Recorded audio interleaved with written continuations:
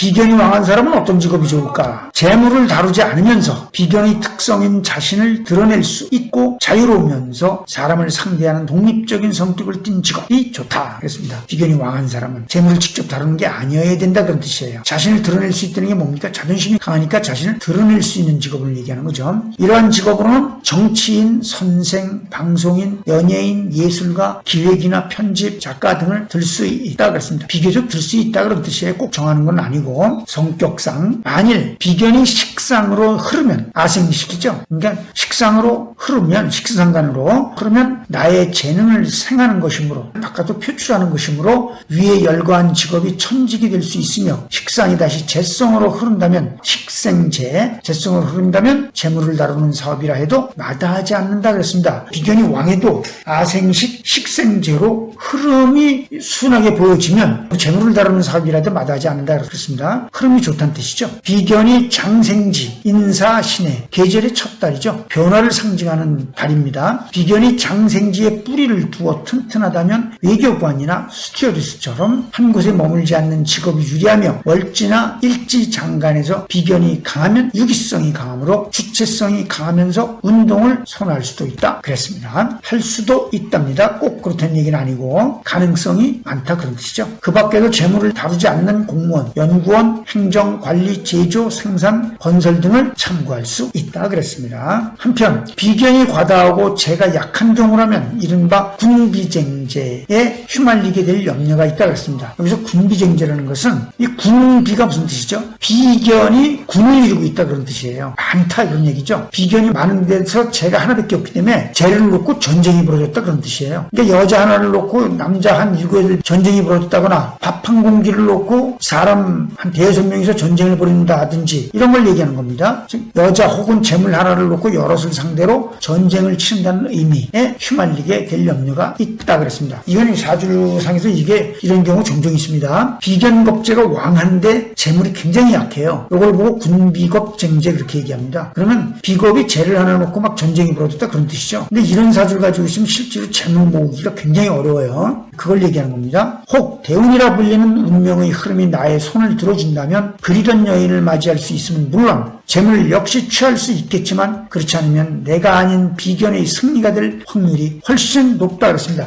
대운이 흐르는 운이 나를 도와준다면 내가 좀 재물을 취할 수 있게. 예를 들어서 비견이 왕한데 재물은 조금밖에 없다. 근데 운이 식신상간으로 흘러준다면 아생식, 식생재로 흐른다면 이런 뜻이죠. 그렇게 되면 이제 내가 재물을 취할 수 있겠지만 그렇지가 않으면 다른 비견의 승리가 될 확률이 훨씬 높다 그런 뜻입니다. 이때는 나, 즉 비견이죠. 나와 비견을 얘기하는 겁니다. 이때는 나를 재성으로 삼아 그걸 할 수 있는 관성, 관극하죠. 관성이 필요하므로 어려운 시험이나 특별한 자격 또는 기술 등을 요하는 자격증이나 직종을 선택하면 유리하다. 어려운 공부가 들어가야 된다 그런 소리예요. 그러니까 다른 사람들도 자격증을 따야 되는데 자격증 따기가 쉽지가 않으니까 고생을 해가지고 자격증을 따면 다른 비견이 나를 따라올 수가 없다 그런 뜻이죠. 재물이 아닌 일 자체에 열중할 수 있는 환경 혹은 사람을 상대하는 직업, 특히 타인의 지배를 받지 않으면서 명예나 분위기가 넘치는 직업을 선택하면 훨씬 좋다 그랬습니다. 또 다른 경우 일 자체에 열중할 수 있는 환경, 또 사람을 상대하는 직업, 특히 타인의 지배를 받지 않으면서 명예나 분위기가 넘쳐나는 직업, 이런 걸 얘기하는 거죠. 경쟁이 약한 직업, 경쟁으로 승부를 내려고 그러는 직업이 아닌 걸 얘기를 하는 거예요. 그러나 지위를 이용하여 뇌물 및 청탁 등을 받았다면 비겁의 특성상 법의 접촉을 받을 확률이 가장 높다 그랬습니다. 아무래도 그렇겠죠. 재성을 놓고 전쟁이 벌어져 있는 사주 아닙니까? 비견이 많으니까. 그러니까 이걸 그 재물 때문에 뇌물 및 청탁 등을 받았다면 비견이 승리할 가능성이 많죠. 그렇기 때문에 법의 접촉을 받을 확률이 가장 높을 수밖에 없다는 뜻입니다. 두 번째, 비견이 약한 사람은 어떤 직업을 선택해야 할까? 비견이 약하다 하면 일간, 즉 내가 약하다는 말이다. 내가 약하다면 타인의 도움을 받을 수 있는 직업을 선택해야 한다. 비견이 약하다는 사람은 뭡니까? 나하고 똑같은 게 비견이죠. 근데 그 비견이 약하다면 내가 약하다는 말이에요. 내가 약하다면 타인의 도움을 받을 수 있는 직업, 누군가가 도와줄 수 있는 경우, 그걸 얘기를 합니다. 만일 재성이 강해 내가 약하다면 재물을 요하는 사업은 금해야 하겠지만 이때도 나를 돕는 사람이 있다면 가능하다. 강하다. 비견이 강한 사람보다는 동업이 유리하다는 것이 큰 차이점이 되겠습니다. 재성이 강하다는 말은 내가 약하다는 뜻이에요. 내가 재물을 감당하기가 어렵다 그런 뜻입니다. 그렇기 때문에 옆에서 나를 도와주는 비견이 오면 좋다는 소리죠. 그러면 좋다는 얘기예요. 동업이 당연히 그러니까 좋을 수밖에 없겠죠. 여자 문제에 관해서도 스스로 만들기보다는 타인의 소개를 받아야 성사될 가능성이 크다 그랬습니다. 같은 이치죠. 누군가의 도움을 요하는 직업으로는 요리나 도자기와 같은 특별한 기술, 예술 등을 이어받아 재능을 펼칠 목적을 갖는 직업이면 더욱 좋다 그랬습니다. 결론적으로 얘기하면 다른 비견이 흉내를 내기 어렵게 조건을 만들어서 직업을 잡으면 된다 그런 뜻이에요. 그래서 어려운 일,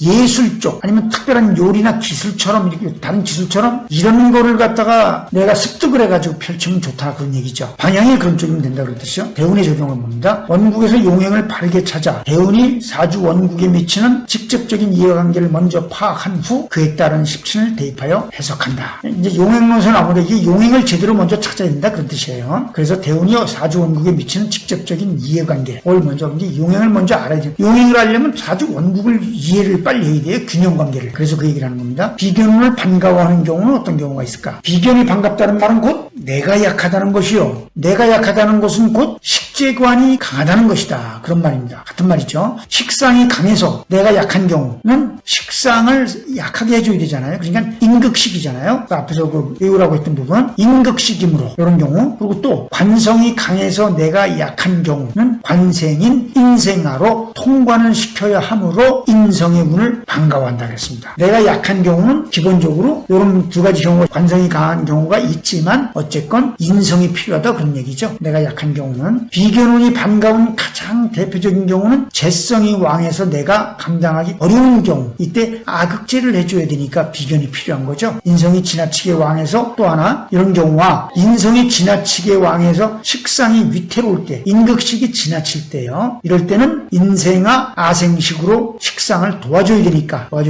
비견이 필요하다 그런 뜻입니다. 비견은 사회생활에서 대인관계를 상징하므로 우선 이성을 비롯해 소위 귀인을 만날 수 있는 운이며 신규 사업으로 독립을 할 수 있고 사업 확장 및 동업 또한 가능하며 직장에서는 승진이나 보직 혹은 부서 등 원하는 곳으로의 변동을 꼽을 수 있다 그랬습니다. 이 비견이 좋은 경우에요. 나한테 좋게 작용하는 경우 그리고 사회적인 인지도를 향상할 수 있는 만남이 있을 수 있으며 따라서 선거 및 연희 활동 등에서 인기를 누릴 수 있다 그랬습니다. 예, 그렇죠? 비견이 도와주니까. 한편 재관에 의해 대표적으로 상징되는 남녀 문제를 보면 재관은 뭡니까? 재성은 남자한테 여자고 관성은 여자한테 남자예요. 그렇기 때문에 남녀 문제를 보면 사주의 재관이 지나쳐서 결혼이 쉽지 않은데 호운인 비견운이 도약되면 어떻게 될까? 역설적인 듯이 보일 수도 있겠지만 사주가 중화를 지향하게 되므로 남녀 모두 결혼할 호기를 맞이하게 된다 그랬습니다. 균형 문제죠. 비견운이 반갑지 않은 경우입니다. 비견이 왕하다 하면 재성이나 관성이 약하다는 의미다. 이는 농토와 여인은 하나뿐인데 욕심내는 사람이 많은 경우 또는 유력한 후보들과 경쟁해야 하는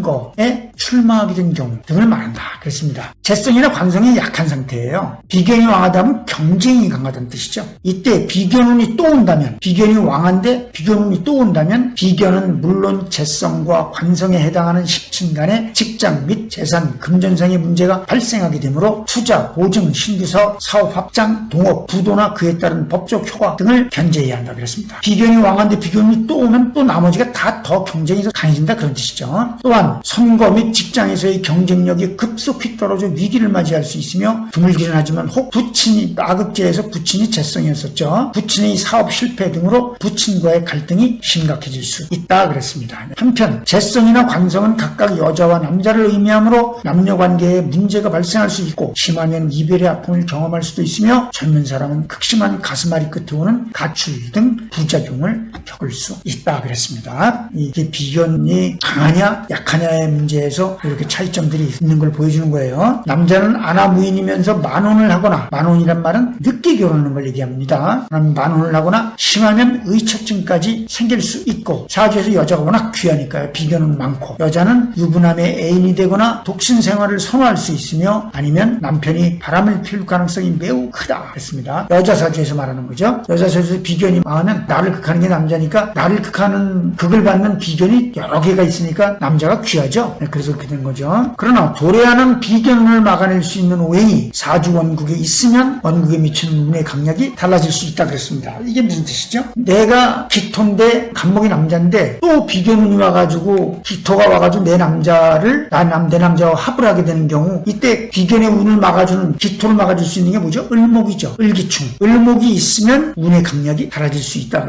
그런 뜻입니다. 강약을 강하게 해주고 약하게 해주는 문제 때문에 그래요. 까지 비견을 먼저 봤습니다. 다음 시간에 겁재를 보도록 하겠습니다.